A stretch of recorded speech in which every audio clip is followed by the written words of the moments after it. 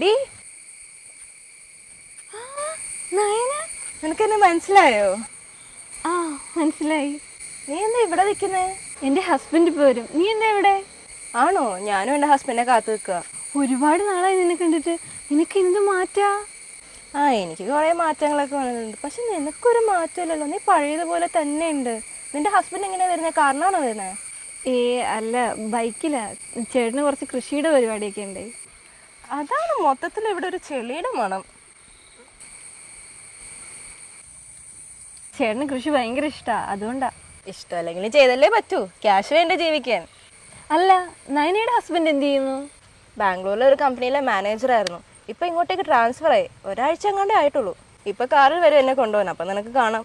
ആ, നമ്മുടെ കൂടെ പഠിച്ച ആരെങ്കിലും കാണാറുണ്ടോ? എന്തിനു കാണണം? കൂടെ പഠിച്ചതൊക്കെ എല്ലാം അയ്യോ പാവങ്ങളല്ലേ. അവരൊക്കെ ഇപ്പോഴും അങ്ങനെയൊക്കെ തന്നെ ആയിരിക്കും. എനിക്ക് അതുകൊണ്ട് ആരെയും കാണാൻ ഒരു താല്പര്യമില്ല.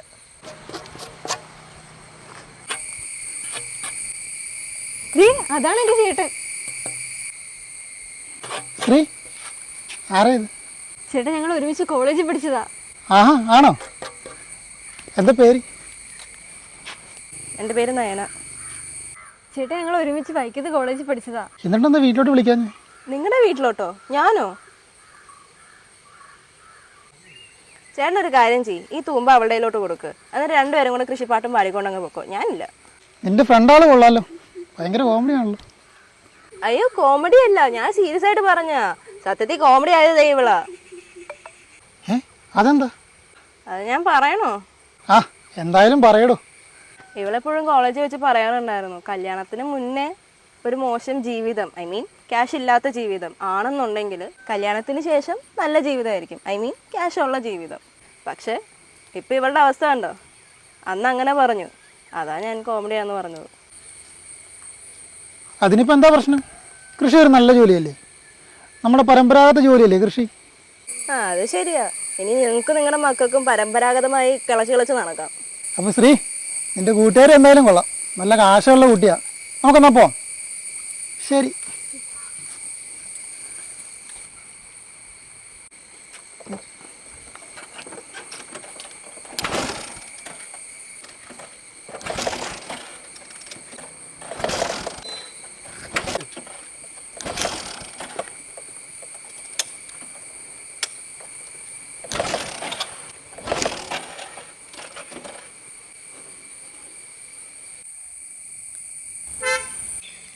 ദേ എൻ്റെ ഹസ്ബൻഡ് വന്നു.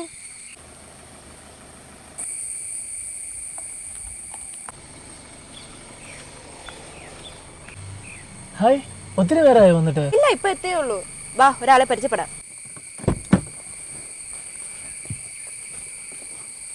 ആരാ? നിനക്കറിയുന്നവരാണോ? സാർ, സാറെന്താ ഇവിടെ? സാറോ? നീ എന്തിനാ ഇയാളെ സാറെന്ന് വിളിക്കണേ? നയന, ഇതാണ് നമ്മുടെ കമ്പനിയുടെ CEO.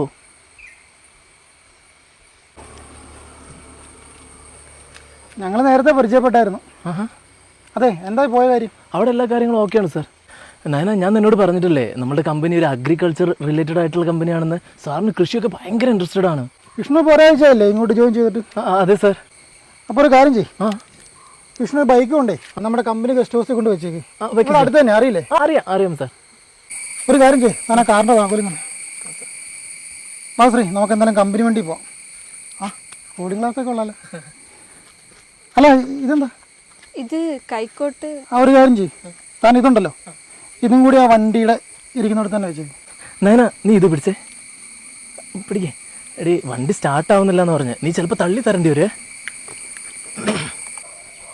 നയന, ആ വണ്ടി വെച്ചെടുത്ത് തന്നെ വെച്ചാൽ മതി കേട്ടോ, ഒന്ന് കഴുകി വെച്ചേക്കണേ. അപ്പൊ കാര്യങ്ങളൊക്കെ അറിയാം. നയന, ഒന്ന് തള്ളി തള്ളി, നല്ലപോലെ തള്ളു. നീ ഇന്ന് പുട്ടല്ലേ തിന്നേ, ശരിക്കും തള്ളു.